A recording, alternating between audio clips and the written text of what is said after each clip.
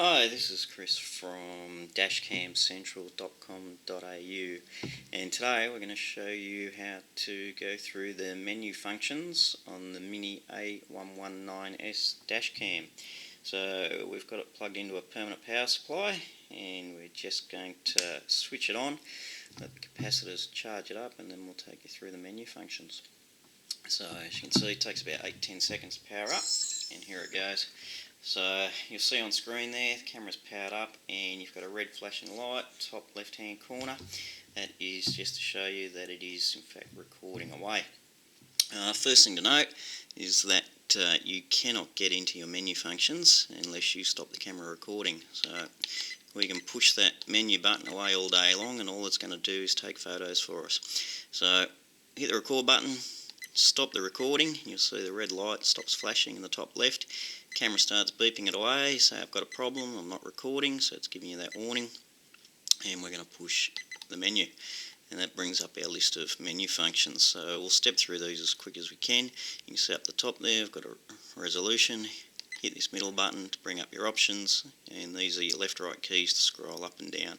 So you can see your different options of your 60, 30 frames, 120 frames, 720p, 60 and so forth. We're just going to select the top one, and we're going to move on. Loop recording, so obviously this just gives you the options of how big your files want to be. You can see you've got off 1, 2, 3 minutes, 5 up to 10 minutes in there as well. So I'll set that to 3, which is a traditional one for me. Moving along, EV, so that just allows you to adjust your exposure value for your video to make it brighter or softer, and we'll leave that neutral for that. You move down, you've got the option here, switch your wide dynamic range off or on. I'm going to leave that on. Time-lapse recording, so we'll just go into there. Time-lapse, basically, instead of recording normal video, it takes a screen capture at a set period, and you see it got some options there. So you've got 100 milliseconds, so that is 10 frames a second, and you've got 5 frames a second, 1 second, 2 seconds, 5, 10, 30. So I don't recommend using it, but what it does is it will give you that fast forward playback type scenario, but it will extend your recording time because it's only shooting at 1 frame a second, or whatever you set it at, as opposed to the usual 60 or 30 frames per second. So we will set that to off, move on. Motion detection, so that is if you want to manually switch over to parking mode, you can switch motion detection on and off. We don't recommend that you have it switched on while you're driving. It will upset the natural flow of your recording of videos. So leave that off. GPS, that just allows you to switch that on or off. We're going to switch that on. Speed units, so depending what part of the world we're here in Australia, so we'll have that at kilometres. GSensor, so that's the shock sensor in the camera, which will lock a file depending on what sort of a shock it receives. And again, we'll go into there. We recommend setting that to low, otherwise you're going to end up with a lot of files over speed humps and so forth. So you've got this LDWS and this FCWS, so that's your lane departure warning system, your forward collision warning system. I'm not going to go into those today. Again, I think it's something that is not well served on a dash cam and doesn't perform up to what it should on any dash cam. So date stamp, so that just allows you to have a date stamp on your video, so we'll set that to on. You've got your GPS info stamp, a couple of options there, so you can off, all info, speed, coordinates, we'll set that to all info. Camera model stamps, that's just whether you want A119 coming up on your video, we won't go into that.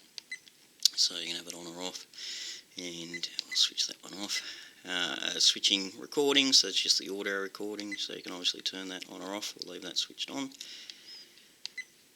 Screensaver, so this is if you don't want to be distracted while you're driving around with the screen on all the time. Some people prefer to have it on so they know the camera's recording, but you've got some options, so you can have that set to 30 seconds, 1 minute, 3 minutes, off, a few settings there, so I'm going to leave that switched off. LED, so camera has an LED light on it. Some people don't like that at night, they find it distracting, so you've got the option to turn it off or on, and in this case we're going to leave it switched on. Date and time, so that allows you to set your date and time manually. Your GPS will of course do this, it'll update that for you if you've in fact got your GPS connected and switched on. So we'll just leave that alone for now. Get out of there. Moving along, time zone. So if you do have GPS switched on, you need to make an adjustment for your local time zone. So your GPS will always pick up green managed time, and wherever you are in the world you need to make an allowance. So you need to go in, and for my time zone it's actually plus 10, so we'll set that. Move on. Language, well, it's another obvious one. So you've got a whole choice of different languages to choose from. I'll leave that one in English. Beep sound, so that's the beep you hear as we process through the memory. You can have that beep on, that start up only, all on or off, so I'm going to leave it all on for now. Move it along. Frequency, it just depends on whether you're on PAL or NTSC, so I'm going to switch that over to 60 Hz for our TV here in Australia. Image rotation, so that's only if you want to mount the camera in not the traditional way, so you can actually flip the image. So instead of mounting the camera the right way up, you mount it inverted, you can flip the image over, so it's not going to appear upside down on your screen.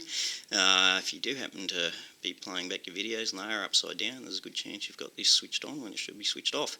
So again, we'll move on.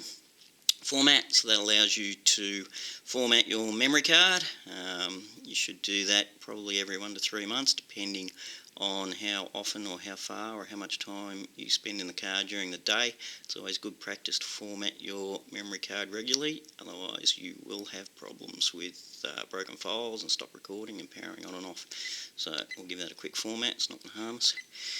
Format warning, so the A119S gives the option of giving you a reminder, so you can set that, and then every 15, 30 or 60 days it will come up and remind you to format your memory card. I will set that to 60 days. Default settings, so basically that just allows you to go back to your original settings and start again, so if you're not happy with the settings. Car number stamp allows you to put your number plate in, so you can see there, you can scroll up and down and put in your number plate. Custom text, same thing, if you want to put something else in, you can put whatever there. It's an open text field, so you can put more text in there and stamp that on the video. And last on the list is the firmware version, so that tells you which firmware version you've got on the camera. So if you ever feel the need or you're advised that you should update your firmware, you can simply go in there. It tells you what firmware version you're on. You can find out if you're on the latest one. In this case we're on version 1.2, which was updated 22nd of February 17. No need to update, and if you do, you can go to the global website just to see if you've got the latest version of firmware at VIOFO.com. So we'll go back out of there and out of our menu and back to the camera recording as per normal. So this is Chris from dashcamcentral.com.au, and that is the VIOFO A119S menu functions.